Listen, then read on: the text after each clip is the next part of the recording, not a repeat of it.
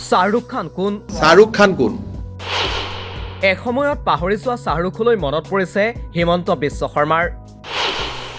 মাজুলীৰ সৰিয়হ দেখি বলিউডৰ বাদশ্বাহৰ স্মৃতি ৰোমন্থন অসমৰ মুখ্যমন্ত্ৰীৰ। হালধীয়া পথাৰ দেখি শ্বাহৰুখৰ চিনেমালৈ মনত পৰিল হিমন্ত বিশ্ব শৰ্মাৰ।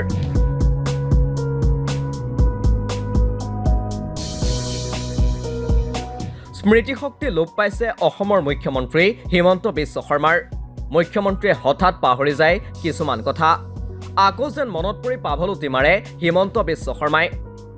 মুখ্যমন্ত্ৰী হিমন্ত বিশ্ব শৰ্মাৰ এই কথা পাহৰাৰ পিছত অৱশ্যেই থাকিব পাৰে ৰাজনীতি, থাকিব পাৰে চৰ্চাত থাকি ভাল পোৱা মানসিকতাও। কিন্তু সাধাৰণ জনতাৰ বাবে মুখ্যমন্ত্ৰীৰ কথা পাহৰা কাণ্ড হৈ পৰিছে এক ৰসাল বিষয়।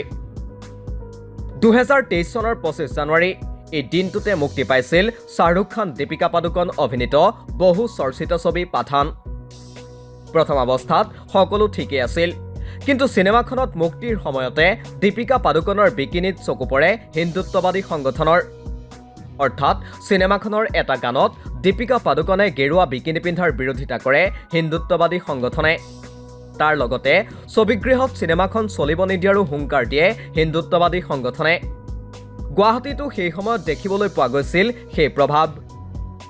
সেই সন্দৰ্ভত তেতিয়া অসমৰ সাংবাদিকে প্ৰশ্ন কৰিছিল মুখ্যমন্ত্ৰীক, কিন্তু অসমৰ মুখ্যমন্ত্ৰীগৰাকীয়ে সেই সময়ত যি উত্তৰ দিছিল সেই উত্তৰে আচৰিত কৰি দিছিল সমগ্ৰ দেশবাসীক। সাংবাদিকৰ পাঠান বিষয়ৰ প্ৰশ্নৰ উত্তৰত অসমৰ মুখ্যমন্ত্ৰীয়ে কৈছিল, কোন শ্বাহৰুখ খান, কি পাঠান? তেনেকুৱা শ্বাহৰুখ অসমতো বহুত আছে। শ্বাহৰুখ খান কোন? আমি কিয় চিন্তা কৰোঁ? আমাৰ ইয়াত কত শ্বাহৰুখ খান আছে। শ্বাহৰুখ খানে যদি ফোন কৰে মই চাই ল'ম কি ইছ্যু আছে। মই নাজানো কি পাঠান মই এইবিলাক খবৰ নাৰাখোঁ। ক'ৰ পাঠানৰ ইমান ভাঙিলে তেওঁলোকে পুলিচক কেছ দিব, আমি একশ্যন ল'ম। ক'ৰ পাঠান কি ওলাই এইবিলাক মই শুনাও নাই, দেখাও নাই, মোৰ সময়ো নাই এইবিলাক। যদি কোনোবাই থানাই কোনোবাই যদি কিবা কৰিছে কেছ দিলে আমি লগে লগে একশ্যন ল'ম, বা পুলিচে হয়তো একশ্যন লৈছেও। কিন্তু ক'ত ইমান সমস্যাৰ মাজত পাঠানৰ চিন্তা কি বস্তুটো কি এইটো?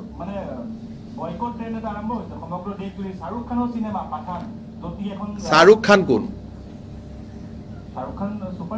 আমি কিয় চিন্তা কৰোঁ? আমাৰ ইয়াত কত শ্বাহৰুখ খান আছে। এয়া আছিল মুখ্যমন্ত্ৰী হিমন্ত বিশ্ব শৰ্মাৰ মন্তব্য। এই মন্তব্যক লৈ সমগ্ৰ দেশজুৰি সৃষ্টি হৈছিল বিতৰ্কৰ। মুখ্যমন্ত্ৰীৰ মন্তব্যক চোকা সমালোচনা কৰিছিল দেশৰ বিভিন্নজনে। অৱশ্যে বিতৰ্ক ভাল পোৱা অসমৰ মুখ্যমন্ত্ৰীয়ে তাৰ পিছতে এই বিষয়ত কৰিছিল আন এক মন্তব্য, য'ত পাঠান কেন্দ্ৰিক বিতৰ্কক লৈ শ্বাহৰুখ খানে মুখ্যমন্ত্ৰীক পুৱতি নিশা 2 বজাত ফোন কৰা বুলি মন্তব্য কৰিছিল মুখ্যমন্ত্ৰীগৰাকীয়ে। মুখ্যমন্ত্ৰীক শ্বাহৰুখ খানে ফোন কৰাৰ সত্যতা কিমান সেয়া অৱশ্যে মুখ্যমন্ত্ৰীয়েহে জানিব। এতিয়া আহিছোঁ আজিৰ প্ৰসংগলৈ। আজি মুখ্যমন্ত্ৰী হিমন্ত বিশ্ব শৰ্মাই পুৱা ভাগত সামাজিক মাধ্যমত শ্বেয়াৰ কৰে মাজুলীৰ দুখন ফটো। সৰিয়হতলীৰ ফটো দুখন শ্বেয়াৰ কৰি মুখ্যমন্ত্ৰীয়ে লিখে, কাল্ট ক্লাছিক দিলৱালে দুলহনীয়া লে জায়েংগেলৈ মনত আহিছেনে? অসমত বাৰু নিজৰ জীৱন জীয়াবলৈ সকলো ছোৱালীয়েই সবল। উল্লেখ্য যে শ্বাহৰুখ খান কাজল অভিনীত দিলৱালে দুলহনীয়া লে জায়েংগে হৈছে বলিউডৰ এখন সৰ্বকালৰ অন্যতম সফল চিনেমা। 1995 চনত মুক্তিপ্ৰাপ্ত এই ছবিখনৰ তুজে দেখাটো শীৰ্ষক গানটোৰ শ্বুটিং সম্পন্ন হৈছিল অসমৰ মাজুলীত। গানটোত দেখা গৈছিল মাজুলীৰ সৰিয়হ ফুলাৰ সময়ত অপৰূপ হালধীয়া পথাৰ। আৰু আজি মুখ্যমন্ত্ৰীৰ পথাৰৰ একেই ৰূপ দেখিয়েই অসমৰ মুখ্যমন্ত্ৰীৰ মনত পৰিছে শ্বাহৰুখ অভিনীত দিলৱালে দুলহনীয়া লে জায়েংগেলৈ।